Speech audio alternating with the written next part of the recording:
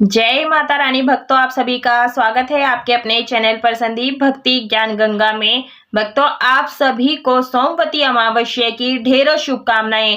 भक्तों, आज की इस वीडियो में मैं आपको सोमवती अमावस्या, जिसे समोती अमावस्या भी कहते हैं, इसकी बहुत ही सरल पूजा विधि बताने वाली हूँ। अमावस्या तिथि अपने आप में बहुत ही विशेष तिथि होती है। तो देखिए, अब मैंने यहाँ पर एक चौकी लगा ली है। चौकी के ऊपर मैंने लाल वस्त्र बिछाया है। तो देखिए, मेरे पास यहाँ तुलसी का एक छोटा सा पौधा है, उसे मैंने प्लेट में विराजमान कर लिया है। साथ में फूलों का आसन दे करके हम गणपति जी को भी विराजमान कर लेंगे। तो भक्तों, उसमें भी यदि अमावस्या सोमवार के दिन पड़ जाती है तो इसे हम सोमवती अमावस्या या समोती अमावस भी कहते हैं। इस दिन सुहागन स्त्रियां पीपल के वृक्ष की 108 परिक्रमा करती हैं। तो देखिए, अक्षत पुष्प लेकर के हम सभी का आवाहन कर लेंगे कि आप लोग आइए, हमारी चौकी पर विराजमान हो जाएं और अपनी पूजा करने का सौभाग्य हमें प्रदान करें।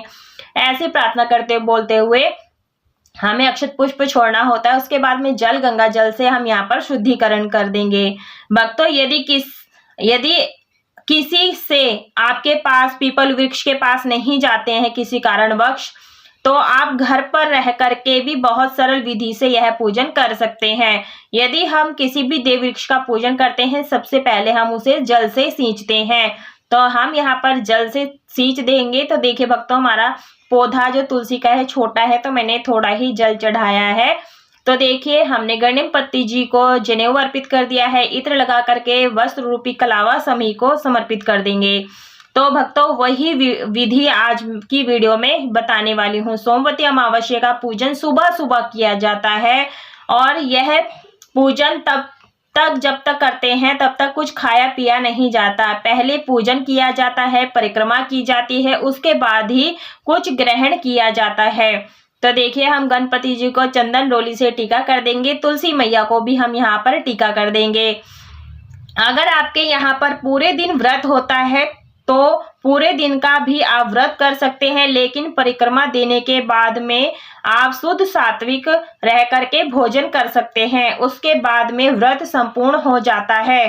तो देखिए, आप इस तरह से जो दीपक की स्थापना की है उस तरह से हम पूजन कर लेंगे। भक्तों, आज के दिन मूल तूल का निषेध होता है छूना, जैसे कि रुई और सरसों का तेल हमें पूजा में प्रयोग नहीं करना है। तो आप कलावे की बाती लगाएं और तिली का तेल का या फिर देसी घी का आप दीपक प्रज्वलित करें। सरसों का तेल आपने नहीं जलाना है।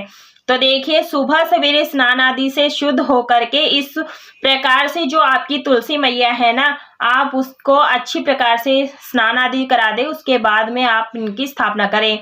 तो देखिए, हमने टीका कर दिया है। उसके बाद में मैया को पुष्प समर्पित कर देंगे। तो देखिए, यदि आपके यहाँ पर अमावस्या है, अमावस के दिन पितरों को काले तिल अर्पित किए जाते हैं। तो जैसे मैं आपको ये पूजा विधि करके दिखा रही हूँ, सेम इसी विधि से आप पीपल वृक्ष में जा करके भी पूजन कर सकते हैं। मैया को हम श्रृंगार समर्पित कर देंगे, माला पहना देंगे। आप यहाँ पर मंगलसूत्र भी पहना सकती हैं और मैया को चुनरी उड़ा देंगे। इस प्रकार से आप यहाँ पर चूड़ी आदि भी पहना सकते हैं, लेकिन मेरा पौधा छोटा है तो मैं यहाँ पर बस ऐसे ही छुआ करके पास में रख दी हूँ। बिंदी आदि हम यहाँ पर माँ को लगा देंगे। उसके बाद में हम जल का भोग यहाँ पर लगा देंगे। तो देखिए, सोमवती अमावस्या के दिन मूल तूल को स्पर्श नहीं किया जाता है, तो इसलिए जो बाती आप लगाएं उस दिन आप कलावे की बाती लगाएं। अमावस्या का दिन है तो खीर का भोग आप माँ को जरूर से लगाएं। सफेद मिठाई का भी भोग लगा सकते हैं, चीनी बताशे का भी भोग लगा सकते हैं। तो इस प्रकार से हमें माँ को भोग प्रसाद करना है और उसके बाद में धूप दीप सभी को दिखा देंगे। तो देखिए, इस प्रकार से हमें पूजन करना होता है। ऋतु फल जो भी आपके पास उपलब्ध हो वो आप माँ को भोग लगा देंगे। तो देखिए, आपके पास फूल हो तो तुलसी मैया को यहाँ पर अर्पित कर सकते हैं। देखिए, मैंने यहाँ पर आटे, जो गेहूं का चावल का आटा आता है, उसमें थोड़ी सी हल्दी मिला ली है और इसे ऐपन तैयार किया जाता है। इसमें 108 अंक का विशेष महत्व होता है। तो यहाँ पर 108 टिकियां लगाई जाएंगी। तो 10-10 बार हम डिप कर लेंगे और 10 बार हमें यहाँ पर लगाना है, तो 100 हो जाएंगी। और इस तरह से हमें थापे लगाने हैं। तो देखिए, आप चाहे हल्दी से भी लगा सकते हैं या फिर गेहूं के आटे में भी हल्दी मिला करके ऐपन तैयार कर सकते हैं।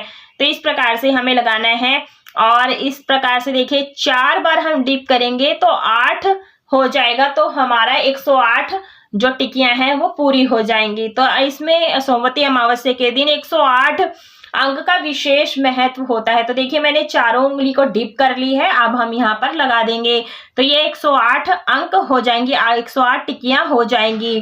तो 108 टिकियां अगर आप पीपल वृक्ष के पास हम जाते हैं तो पीपल के वृक्ष के पास भी हम 108 तिलक इसी प्रकार से करना होता है।